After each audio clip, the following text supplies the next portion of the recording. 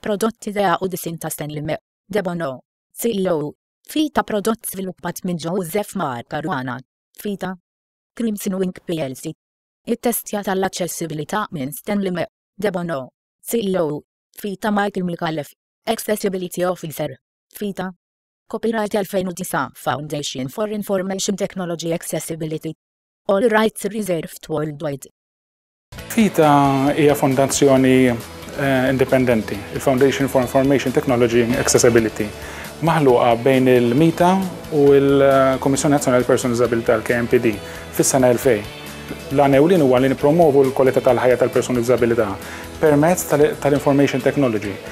L-enfasi nagħmlu l-ewwel inkopru l-impairment groups kollha kwalunkwe disabilità u ngħinu kemm l-individwi, kemm l-employers, kemm l-education, l-iskejjel u l-oqsma kollha.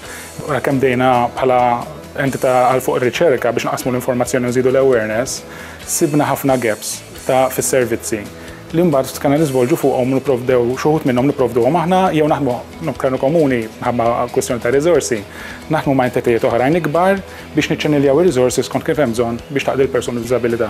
Illum il-ġurnata grazzi Alla irnexxilna naħsmu through a new project RDF funds flimkien ma' Crimson Wing Malta u ħriġna bil-Maltese Speech Engine fejn inti għandek it-text bil-Malti, whether hija liġi, whether hija legal notices tad-DOI, websites bil-Malti, gazzetti bil-Malti online, whatever text, jew kodba, novelli, li għaralik bil-Malti jinstama tajjeb, jinftijem kif suppost, iħoss litri kif suppost.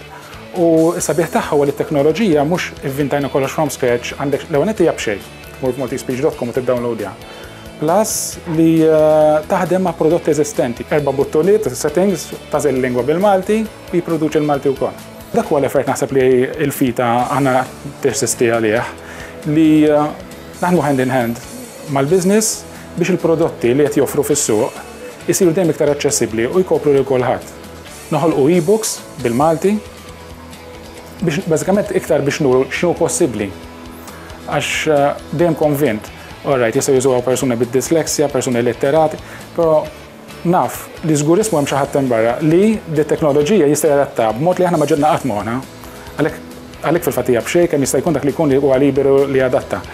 U naħseb lek nibqgħu nibnu f'dak is-suq, il-limitation fl-informatika huwa suq globali fl-aħħar mill-aħħar li l-sin li jirrestringina għal Malta bi speech synthesizer u kilban bin irid ikun speech recognition aktar qudiem ukoll dawk l-ostakli għandna it-tama tagħna hija li nelbuhom. Il-Fita naħseb għandha rwol importanti ħafna li l-fatt li tmexxi l qudiem tinsisti biex l-informatika tintuża b'mod effettiv, mhux ġast ġib l-equipment, tkun tallimt kif għandek tuża bl-aħjar mod.